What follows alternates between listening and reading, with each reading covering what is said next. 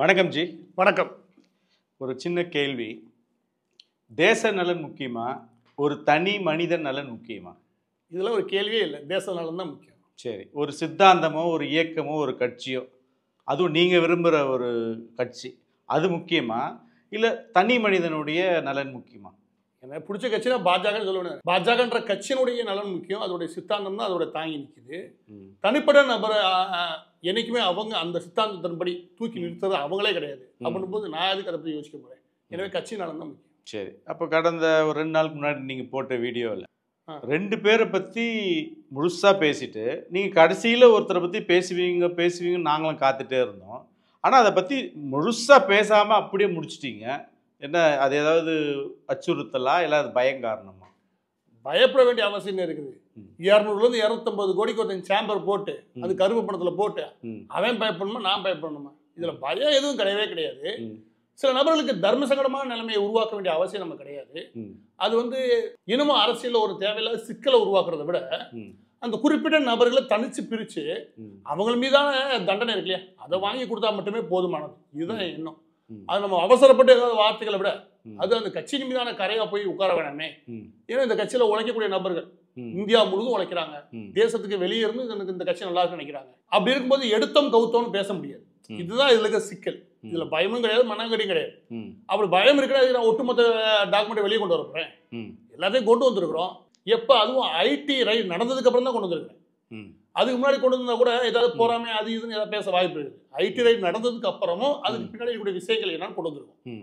அதுல கூடுதலாக எதுல எச்சரிக்கையா இருக்க வேண்டி இருக்கு என் போன்றவர்கள் அப்படின்னா, அந்த கட்சியின் அபிமானிகள், அதோடைய கட்சியினுடைய தொண்டர்கள், அந்த கட்சிக்காக உயிரை கொடுத்து விளவக்கூடிய நபர்கள், நேர்மையான தேசத்துக்காக நினைக்கக்கூடிய நபர்கள், அடுத்த ஒரு 30 வருஷத்துக்கு பாஜக ஆட்சி அதிகாரத்தில் இருக்கும்னு நினைக்கக்கூடிய நபர்கள் இப்படி நிறைய பேர் இருக்காங்க. எனவே அவங்கள ஈஸியா காயப்படுத்துற மாதிரி அமைஞ்சிடக்கூடாது. அந்த எச்சரிக்கை உணர்வோட பேசப்படுறதான ஒளியே வேற எதுவும் கிடையவே கிடையாது. இப்போ தனி மனித காழ்ப்புணர்ச்சி இல்லை பொறாமை அப்படின்னு மற்றவங்க சொல்லுவாங்கன்றதுக்காக உண்மையை சொல்லாமல் மறைக்கலாமா? இல்லை, உண்மையை சொல்லாம எங்க விட்டோம்? உண்மையை சொல்லதான் செஞ்சிருக்கோம். நீங்க வெளிப்படையா சொல்லுங்களேன். யாரை பத்தி சொல்றீங்க? இல்லை, 2 பேர் சொன்னீங்க. 2 பேர் சொன்னது ஒருத்தரை பற்றி நீங்கள் சொல்லவே இல்லை. ஏன்னா சமீபத்தில் இன்னைக்கு ஜூனியர் விகடனில் கிட்டத்தட்ட மாஜி காக்கி அப்படின்னு சொல்லிட்டாங்க, இனிப்பு மந்திரின்னு சொல்லிட்டாங்க. இப்போ நீங்க சொல்லலைனாலும் அந்த விஷயம் வெளியே வரதானே போகுது. வரதான் செய்யும். அண்ணாமலை அவர்களுடைய மச்சான இருக்கக்கூடிய சிவகுமார், அவர் தான் நீங்க சொல்றீங்க. சிவகுமார் தான்ன்றது எல்லாரும் எழுத ஆரம்பிச்சிருவாங்க. அந்த சிவகுமார்ன்ற பேரை வெளியே கொண்டு வந்துட்டோம் தானே. சிவகுமார்ன்றது யாருன்றது பொதுவா அரசியலுடைய எல்லா பேருக்குமே தெரியும். அப்ப அதுல காழ்ப்புணர்ச்சியா இருக்கு, யாராவது பொறாமப்பட்டு சொல்லிடுறாங்க அப்படின்னு சொல்ற இந்த தயக்கம் கிடையாது. அது தயக்கம் உண்மையே கிடையவே கிடையாது. அது எவ்வளவு பெரிய விமர்சனம் வந்தாலும் எனக்கு பிரச்சனையும் கிடையாது. ஆனா என்ன விஷயம் அப்படின்னா, அதையும் தாண்டி அதுல நேரடியாக அண்ணாமலை சம்மந்தப்பட்டார் அப்படின்னு எந்த வித ஆதாரமும் கிடையாது. அது விஷயம் என்ன அப்படின்னா, அவளுக்கு நிழலாக இருக்கக்கூடிய அவருடைய மச்சான் சிவகுமார், அவர் தான் சுமார் 200 கோடிக்கு மேல அந்த சேம்பர்ல இன்வெஸ்ட்மெண்ட் பண்ணியிருக்காரு. அவருடைய பார்ட்னர் திமுகவுக்கு நெருங்கின நபர். மிக முக்கியமாக கருப்பு பணத்தை கையாளக்கூடிய நபர்கள். எனவே அவர் இணைகிறார்ன்றத குற்றச்சாட்டாக நான் வச்சிருக்கிறேன். அதுல எந்த மாற்று கருத்து கிடையாது. ஆனா அந்த காசை ஃபுல்லா கொண்டு வந்து கொடுத்த சிவகுமார் கொடுத்தது அண்ணாமலைன்றத நம்மளால உறுதிப்படுத்த முடியாது இல்லையா? இல்லை, அந்த உறுதிப்படுத்த இல்லை. எனக்கு என்னன்னா, இப்போ 240 கோடி சிவகுமார், ஒரு 200 கோடி நம்ம ராஜா ஊழல் பண்ணதுன்னு நம்ம அதை பற்றி பெருசாக பேசணும். அப்படி இருக்கும்போது 240 கோடின்னும் போது அது ஒரு பெரிய விஷயம் தானே. நிச்சயமா பெரிய விஷயம். உறுதியாக தப்பு நடந்திருக்குது. 100% அவர் குற்றவாளி தான் என்னால் உறுதியாக சொல்ல முடியும். அந்த இடத்துல கருப்பு பணம் பெரிய லெவலில் புறங்கிருக்கு. அந்த பணம் எங்கேருந்து வந்தது, எப்படி வந்தது எல்லாமே ஐடி இப்போ தான் ரைட் எடுத்து முடிச்சிருக்காங்க. இன்கம் டேக்ஸ் ரைடு முடிச்சதுக்கப்புறம் அமலாக்கத்துறை உள்ள உழையும் போது தான் தெரியும் இவர் யாருக்கு பினாமி யாருக்கு பினாமி இல்லைன்னு. நம்ம முன்கூட்டியே அனுமானத்தின் அடிப்படையில் அதை சொல்ல விரும்பலை. அதனாலதான் நான் பேரை தவிர்த்தனே ஒழிய அவர் யாருக்காக பினாமியா இருக்க விரும்பலான்ற ஒரு கேள்வி இப்பவும் இருக்கு. இப்போ நீங்க என்ன சொல்றீங்கன்னா, அவருடைய நிழலா இவர் இருக்கிறாரா அப்படின்ற மாதிரிலாம், இருப்பாரா இருக்க மாட்டாரா அப்படின்றத விட்டுருங்க. எனக்கு 2 கேள்வி. இப்போ இதுக்கு முன்னால அண்ணாமலை அவர்கள் வருவதுக்கு முன்னாடி சிவகுமார்ன்றவர் ஒரு பிசினஸ் மேனா இது மாதிரி ஒரு பிசினஸ் பண்ணிட்டு இருந்தார்? இல்ல, அவ்வளோ பெரிய பிசினஸ் பண்ணல. 200 கோடி புழங்குற அளவுக்கான பிசினஸ்லாம் அவர் கிடையவே கிடையாது. அவர் ரொம்ப ஒரு மிடில் கிளாஸ். இவர் வந்ததுக்கு அப்புறம் இந்த கடந்த 3 வருடங்கள்ல அவர் சுமார் 200 கோடிக்கு மேல கருப்பு பணம் சேர்த்ததாக குற்றச்சாட்டு எழுது. அது எழுதுறதுக்கு காரணமே அந்த சேம்பர். அந்த சேம்பர் மட்டும் கிடையாது, அவர் யாரோட சேர்றான்றது ரொம்ப முக்கியம். அந்த சேரோட கூட்டாளி இருக்கான் பாருங்க, அவனுக்கு வரலாறு கருப்பு பணத்தை வெள்ளையா மாத்துறது, கருப்பு பணத்தை இங்க புழக்கத்துல வருது. அதாவது நல்ல அமைச்சர்கள் கொள்ளையடிக்கிறாங்களே அந்த காசை வாங்கி இங்க வட்டிக்கு வர்றது அவன் வேலையே. அவன்கிட்ட போய் இவர் சேர்றாருன்னா அந்த இடத்துலயே சேர்க்கையே தப்பாகுது. ரெண்டாவது இவங்க ரெண்டு பேரும் ஈக்குவல் பார்ட்னரா 50-50 ஷேரோட ஒரு சேம்பரை ஆரம்பிக்கிறாங்க. அது பேரு ஸ்ரீ அண்ணாமலையார் சேம்பர் தான். அந்த சேம்பரை ஆரம்பிக்கிறாங்க. அது சுமார் 46 லட்சம் காட்டப்படுதுல, அதுவும் பொய். அது சுமார் 60 கோடி மதிப்பிலான நிலம். இந்த ரெண்டு குற்றச்சாட்டு சேர்த்து மூணாவது என்ன வருது அப்படின்னா அதுல கனிம வளங்களும் வெட்டி எடுக்கிறாங்க. நான்காவது என்ன குற்றச்சாட்டு வருது அப்படின்னா அந்த குறிப்பிட்ட சேம்பர் கடந்த 1 வருஷமா இயங்குதுல, அதுக்கான மணல் எங்கிருந்து வந்தது அப்படின்னா மணல் மாஃபியாவை நோக்கி நகருது. நீங்க சேம்பர் ஆரம்பிச்சுன்னா அவ்வளவு ஈஸியா உங்களுக்கு மண்ணெல்லாம் கிடைக்காது. அப்ப மண் எப்படி கிடைக்கிறதுக்கான உத்தரவாதம் எங்க இருந்து வந்துச்சு இந்த கேள்வி வருது. அதுக்கப்புறம் உள்ள இருக்க செம்மண் அள்ள ஆரம்பிக்கிறாங்க. அதுக்கடுத்து எதிர்க்க இருக்கக்கூடிய குவாரிகள்ல இருந்து அந்த மண்ணை உள்ள கொண்டு வராங்க. இப்படின்னு ஒட்டுமொத்த குற்றமும் நடக்கூடிய இடங்களாலதான் ஐடி ரைடு முடிஞ்சதுக்கு அப்புறம் சுமார் 240 கோடிக்கு மேல அங்க வரி ஏய்ப்பு நடந்ததா சொல்றாங்க. ஆனா அதோட சேர்த்து கருப்பு பண புழக்கம்ன்றது உச்சத்தில் இருந்த இடம். எனவே 100% அவர் குற்றம் செஞ்சார் அப்படின்றதுக்கான எல்லா தடையும் அதுல உண்டு. இப்போ நேர்மை, ஊழலின்மை, இந்த மாதிரி தேசிய கட்சி இதுக்காக தான் நீங்க பாஜக ஆதரிக்கிறீங்கன்னு சொல்றீங்க. அப்படியாப்பட்ட நீங்க சபரீசனை திட்டுறீங்க. சபரீசன் மச்சான்றதுக்காக திட்டுறீங்க. அவர் அரசியல் எதுவுமே கிடையாது. செந்தில் பாலாஜியை பற்றியும் நம்ம பேசுகிறோம். ஆனால் இது அண்ணாமலை அவர் மச்சான் வரும்போது மட்டும் கொஞ்சம் தள்ளி பேசுகிறீங்க. அது எப்படி அதில் ஓரளவுக்கு நமக்கு உறுதிப்படுத்த முடியுது அவங்களுடைய இன்ஃப்ளூயன்ஸை. இவர் எந்த இடத்துல உறுதிப்படுத்த முடியுது அப்படின்னு நம்மளால ஒரு தடயம் கிடைக்குது. தடயம் கிடைச்சா உறுதியாக சொல்ல முடியும்.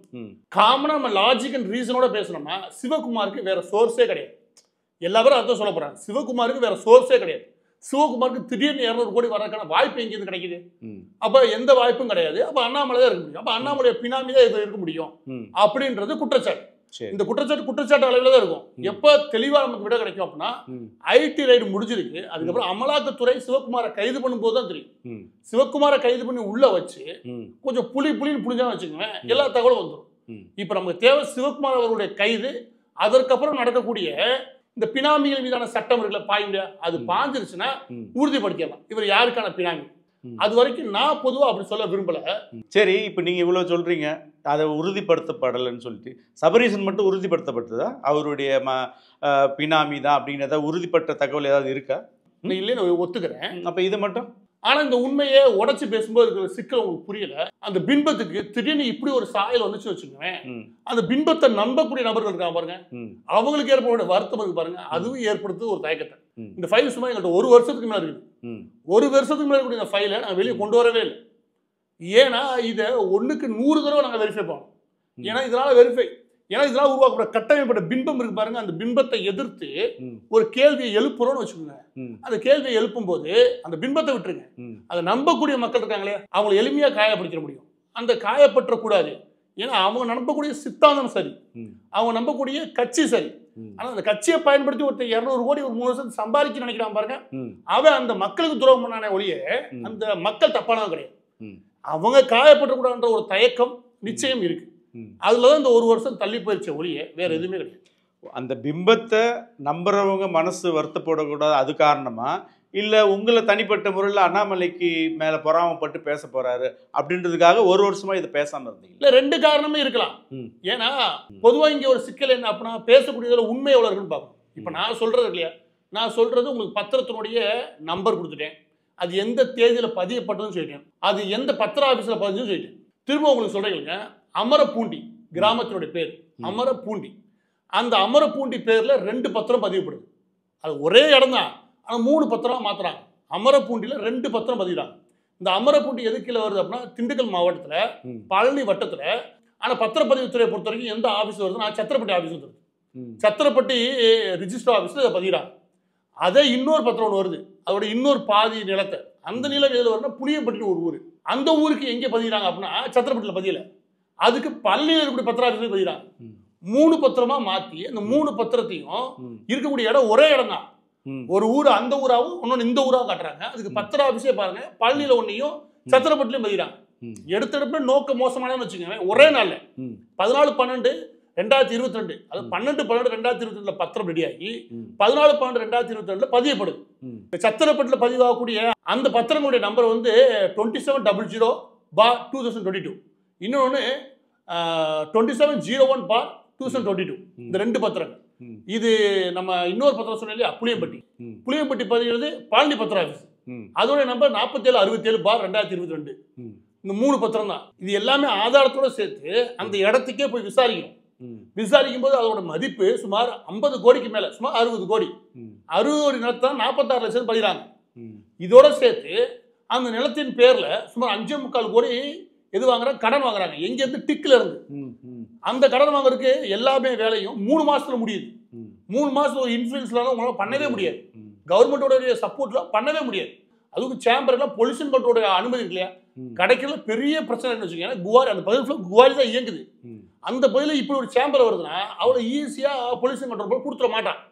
இது எல்லாத்தையுமே பத்திரப்பதிவுத்துறை, வருவாய்த்துறை, அதுக்கப்புறம் டிக்கு, தமிழ்நாடு இண்டஸ்ட்ரியல் இன்வெஸ்ட்மெண்ட் கார்பரேஷன், அதுக்கப்புறம் பிற அந்த கிராமங்களுக்குரிய விஷயங்கள்லாம் எடுக்கிறது, அங்கேயே போய் விசாரிக்கிறது, சத்திரப்பட்டியில போய் செந்தில் யாரு, சிவகுமார் யாருன்னு விசாரிக்கிறது, இந்த சிவகுமார் தான் அந்த சிவகுமாரை வெரிஃபை பண்றது, எல்லா டாக்குமெண்ட்டையும் எடுத்து ஒரு ஆதாரத்தை வச்சிருக்கோம் கையில.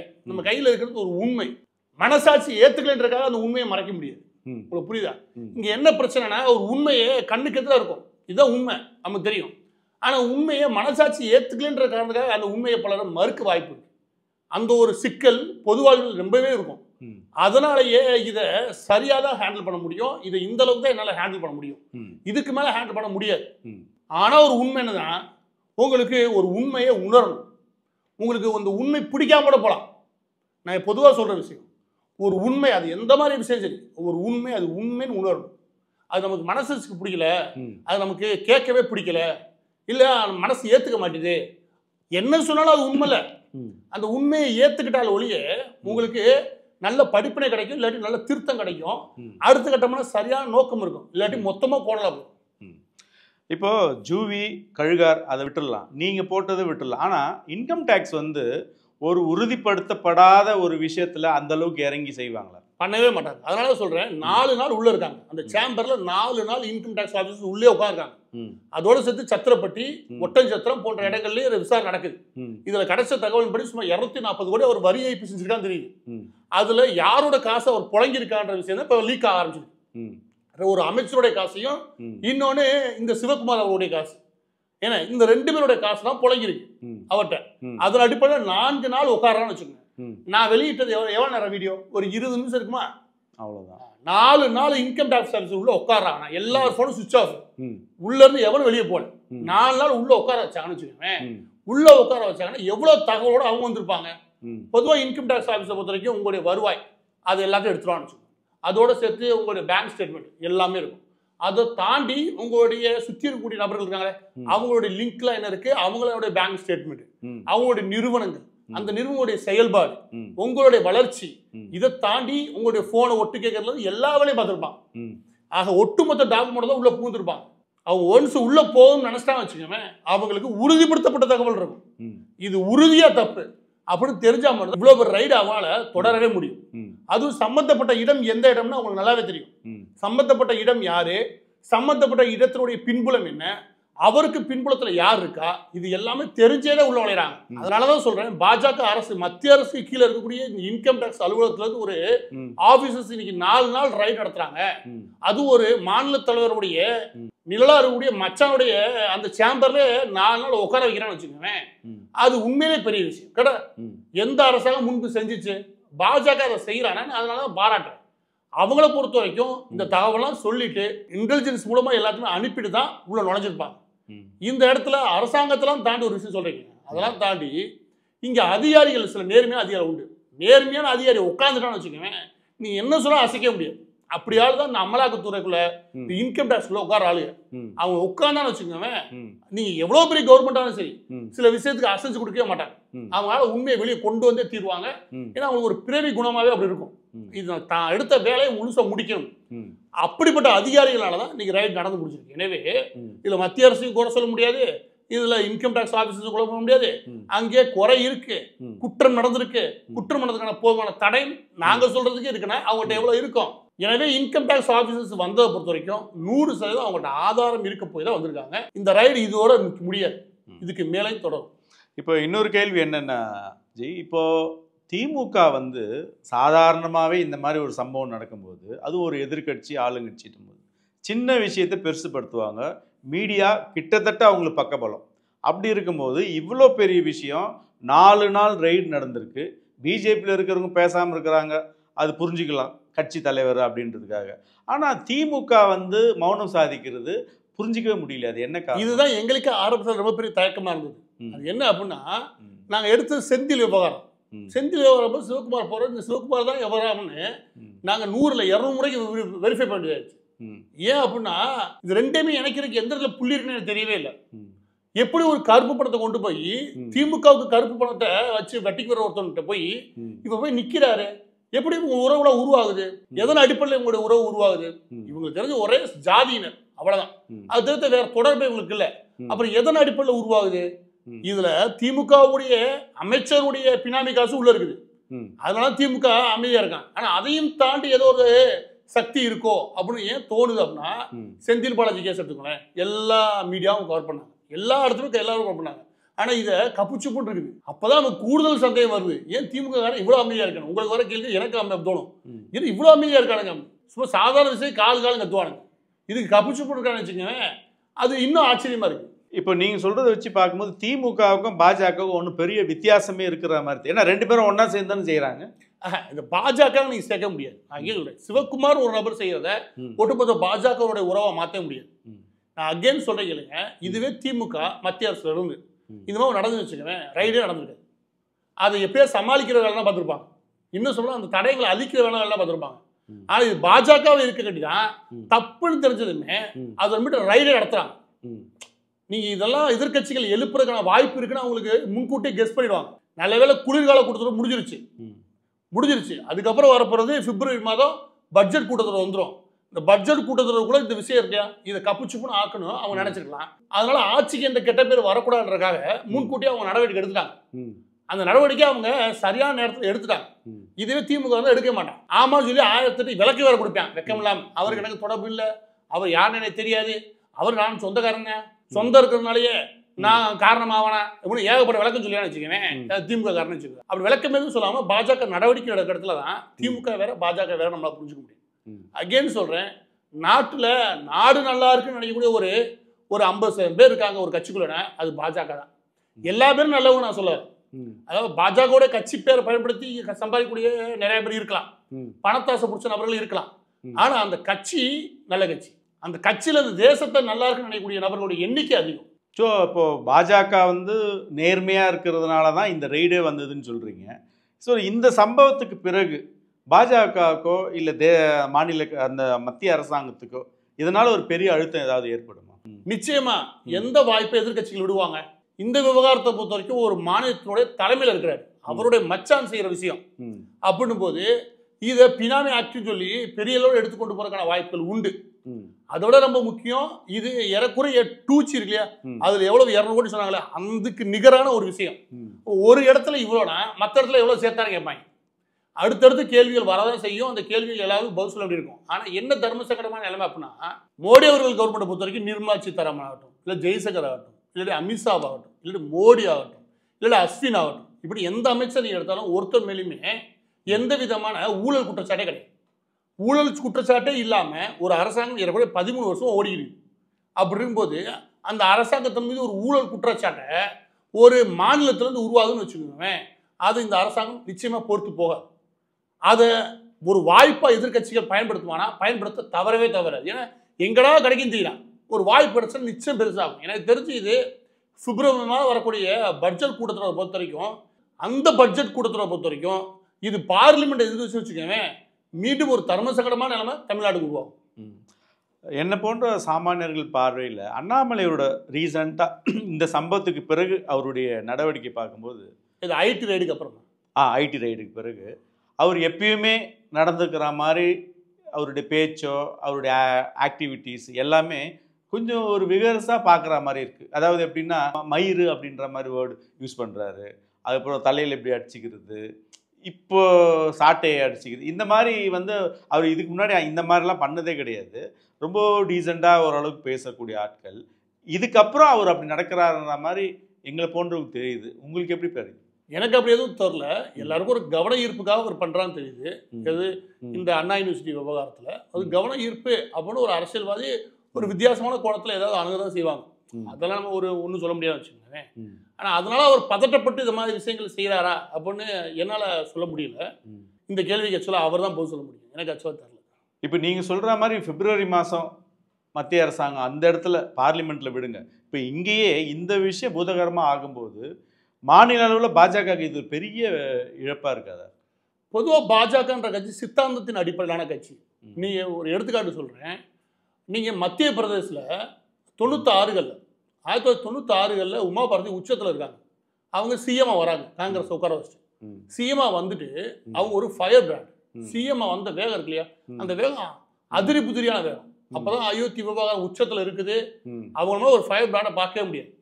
உமா பாரதியை எடுத்துட்டு ஒரு அரசியல் சூழல் உருவாகுது. உமா பாரதி எடுத்துட்டு அவங்க மேலே ஊழலாம் கிடையாது, ஒரு சிக்கல் உருவாகுது. உமா பாரதி எடுத்துட்டு அந்த ரீப்ளேஸ் பண்ணி சிவராஜ் சிங் சவுகான் வச்சாங்க. உமா பாரதி ஃபயர் பிராண்ட், சிவராஜ் சிங் சவுகான் அமைதியோ அமைதி, அவ்வளோ சாஃப்டான ஆள். ஆனால் இவரை வச்சு அடுத்த 24 வருஷம் கொண்டு வந்தாங்க. அவர் தொகுதியில் அவர் 1996 ஜெயிக்கிறார். எவ்வளோ அந்த இடத்த வெற்றி பெறவே முடியாது. ஆனால் சாஃப்டாக பேச போயிட்டாங்க, அதிர்ந்து பேசவே மாட்டார்.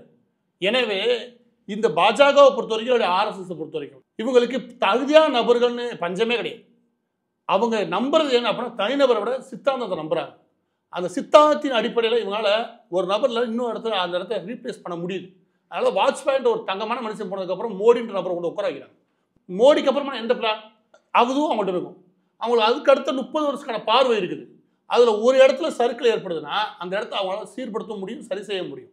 எனவே இது ஒரு பெரிய செட்பேக் ஆக்கும் அப்படின்லாம் எனக்கு தெரியல. ஆனால் இது எந்த அளவுக்கு போகுன்றதை நம்ம பொறுத்திருந்து பார்த்தா தான் தெரியும். இந்த விமர்சனத்திலிருந்து அண்ணாமலை அதை கிளியர் பண்ணிட்டு வெளில வருவார்னு நினைக்கிறீங்களா? இல்லை தெரியல. நான் அண்ணாமலை பேர் எப்படி எடுக்கிறதே தெரியல.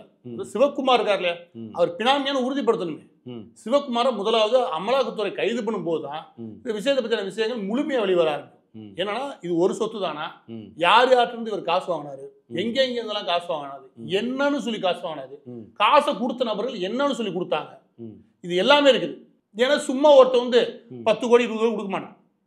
அப்ப கொடுக்குறான்னா இவங்க ஏதோ பண்ணியிருக்காங்க அப்படின்ற நம்மளால நிச்சயம் சந்தேகத்தை எழுப்ப முடியும். அப்ப அந்த சிவகுமார் நபர் என்ன பண்ணார், சிவகுமார் நபர் நிழலாக இருந்து செய்த தப்பு இருக்கு இல்லையா, அது அண்ணாமலை அவர்களுக்கு தெரியுமா தெரியாது.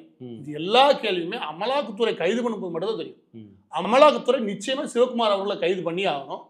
ஏன்னா அவர் செஞ்சது மிகப்பெரிய குற்றம் மட்டும் கிடையாது. அந்த திண்டுக்கல் பகுதியில் நீங்க போயிருக்கீங்களான்னு தெரியல, அந்த பகுதியில் குவாரி தோன்றின்ற பதில் அந்த மக்களுக்கு வாழ்வாதாரமே கிடையாது. அதெல்லாம் தோண்டி அந்த கனிம வளத்தான் திண்டை என்ஃபுல்லாம் பண்ணிச்சுங்க, பெரும் கொண்டு படக்காரங்க திண்டு கொளுத்து போய் தீராங்க. ஆனால் அந்த பகுதியில் திண்டுக்கல் ஃபுல்லாக நீங்கள் போய் பார்த்தீங்கன்னா அவ்வளோ வறுமை இருக்கும். அந்த பகுதியில் இருக்கக்கூடிய அந்த கனிம வளம் அந்த மக்களுக்கு சொந்தமானது கேட்ட அந்த மக்கள் அதனால் 10 பைசா பிரயோஜனம் இல்லை. ஆனால் எங்கேருந்தோ ஒருத்தன் கொள்ளையடிக்கிறான் சிவகுமார் மாதிரி ஒரு ஆள்னா அந்த மக்களுக்கு செய்யக்கூடிய துரோகமா இல்லையா? நீங்கள் நாட்டுக்கும் துரோகம் பண்ணுறீங்க, அந்த பகுதி மக்களுக்கும் துரோகம் பண்ணுறீங்க. ஏன் அப்படின்னா ஒரு 10 கோடி 5 கோடி சம்பாதிக்கிறாங்க, தங்களோட வீடு கட்டணும், தங்கள் குடும்பத்தை பார்த்துக்கணும்னு நினைக்கிறாங்கன்னு வச்சுக்கோங்க. ஒருவேளை அரசியல் கட்சியை பயன்படுத்தி இல்லை ஓரளவுக்கு சம்பாதிக்கிறாங்க பார்த்தது உண்டு. அது நம்மளால புரிஞ்சுக்க முடியுது. ஏன்னா அவங்களுக்கு ஒரு குடும்பம் இருக்குது, ஃபுல் டைம் அரசியல்வாதியாக இருக்காங்க, குடும்பத்தை பார்க்க வேணாமா? அப்போ அங்கே சில வளைஞ்சு நெளிஞ்சு போறாங்கன்னா ஓகே, அது எனக்கு புரியுது. ஆனா வந்த கொஞ்சம் நாட்கள்ல என்ன ஒரு சொத்து, ஒரே ஒரு சொத்துல 200 கோடியை நீ ஒதுச்சு வைக்கிறதுக்கும் அதை மேற்கொண்டு 500 கோடியா மாத்துறதுக்கு திட்டம் போட்டேன்னு வச்சுக்கோங்க. நீங்களே சொல்லுங்க, அதோடைய ஆசையின் பேர் என்ன? அது ஆசை கிடையாது, போதை. ஒரு பணம் பணம் பணம்னு ஒருத்தனுக்கு அந்த எண்ணம் மட்டுமே இருந்துச்சுன்னா அவன் மட்டும்தான் இப்படி தெரியும். எனக்கு கொஞ்ச காலகட்டத்தில் அமைச்சர் எதுவுமே கிடையாது. எங்கேருந்து சிவகுமார் கருப்பு வரும்? அப்ப தீவிரமா எவன்மெண்டெல்லாம் காசு இருக்கோ அதுக்காக அலைஞ்சா மட்டும்தான் இந்த ஆளுக்கு வந்துடும் கடை. எனவே இதெல்லாம் திருந்துற கேஸே கிடையாது. இதெல்லாம் ஒரு மிஸ்டேக்னே சொல்ல முடியாது. ஏதோ தெரியாம நடந்து போச்சு கிடையாது. தெரிஞ்சு உட்காந்து பம்பட வசூல் பண்ணாம தான் நடக்கும். எனவே சிவகுமார் பண்ணது மிகப்பெரிய துரோகம். அவரை அமலாக்கத்துறை தூக்கி உள்ள வைக்கிற நாளுக்காக நம்ம காத்திருக்க வேண்டியதான். இப்போ கடைசியா அந்த தண்ணி தானே சவுக்கடி கொடுத்தாரு அண்ணாமலை. அந்த நேரத்தில் அது முடிச்சுட்டு ஒரு பேட்டி கொடுத்தாரு. இது நான் திமுக செஞ்ச தவறுக்காக மட்டும் நான் என்ன வருத்திக்கல, நான் தெரிஞ்சோ தெரியாமல் செஞ்ச தவறுக்காகவும் இந்த தண்டனை நான் எனக்கு நானே கொடுத்துக்கிறேன்னு. 1 வருஷமா நீங்கள் இதை வெளியில் விடாமல் பாதுகாத்துக்க. நீங்கள் உங்களுக்குள்ளவே உங்களுக்கு எப்படி சவுக்கடி கொடுக்க போறீங்க? நான் இதுக்கே சவுக்கடி கொடுக்குறேன், அநியாயம் வருது. நன்றி, வணக்கம்.